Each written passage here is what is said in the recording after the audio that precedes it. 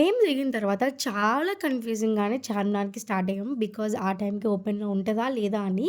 So, fortunately ఇది Ramzan season కాబట్టి night అంతా ఓపెన్‌లో ఉంటదంటే వెళ్ళామనమాట. వెళ్ళే దారిలో సెక్రటేరియట్ అండ్ ట్యాంక్ బండ్ కూడా కవర్ చేశాము.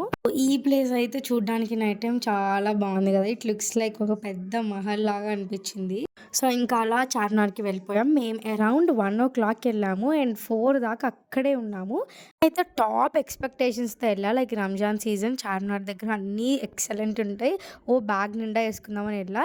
అండ్ మీరు నమ్మరు, నేను జస్ట్ ఫార్మాలిటీకి గూడా ఒక్కటి గూడా కొనుక్కోలేదు. లైక్ అంత నాకేం నచ్చలేదనమాట. లాస్ట్ ఇయర్ నవంబర్‌లో ఎళ్ళినప్పుడు నాకు చాలా నచ్చింది. బట్ ఈ year it's like okay. Okay.